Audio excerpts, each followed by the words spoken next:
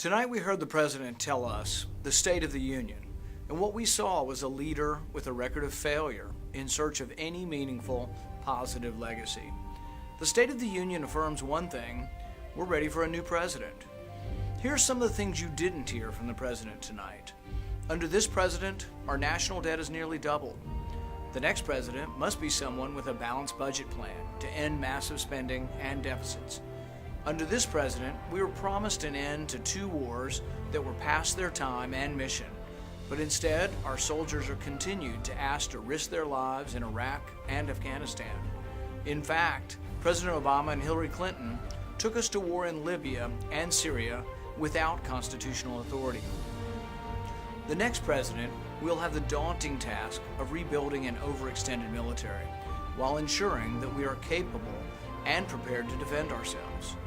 If we continue to engage in nation building and policing the world, we won't have the resources to maintain our national defense. This president pledged to take over our healthcare system, and he sure did. Costs are rising, doctors are leaving their practices, and insurance companies are leaving the exchanges. Obamacare has failed. The next president will have to repeal Obamacare and make health insurance affordable once again. The current president pledged to raise taxes, and he sure did. He pledged to add regulations to job creators, and he did. Some estimate that his policies cost our economy $2 trillion every year in regulations. Our next president must focus on restoring lost jobs through tax cuts, regulatory reforms, and more freedom in the marketplace.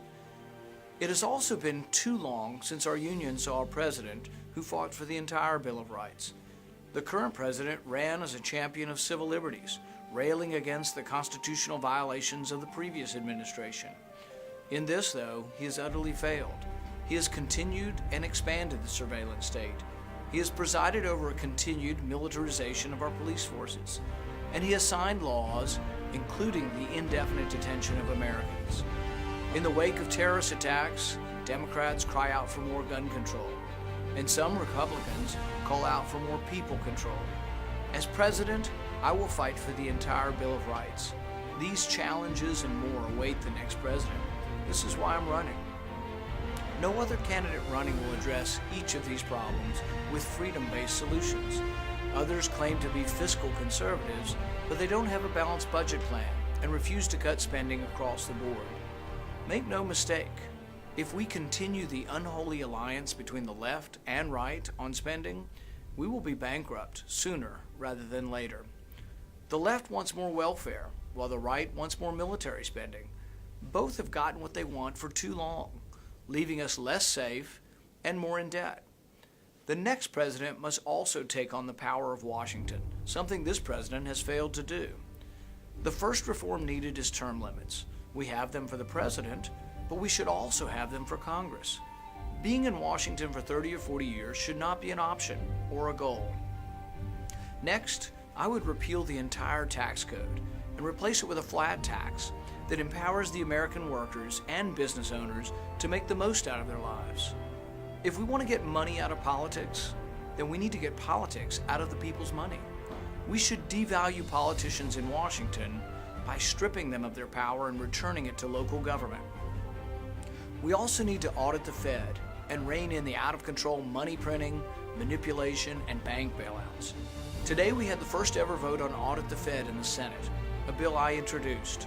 We don't have a president yet to sign it, but we must make sure that the next State of the Union, by the next State of the Union, that we do.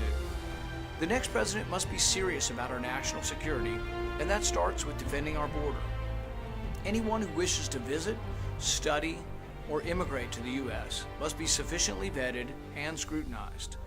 We also need a president who understands the Constitution and will appoint judges who will reverse years of bad decisions that have undermined our freedom.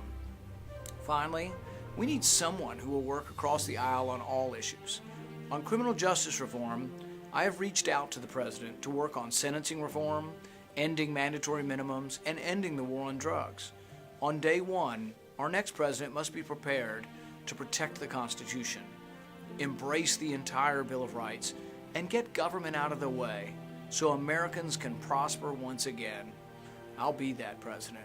Thank you, and God bless America. Victory!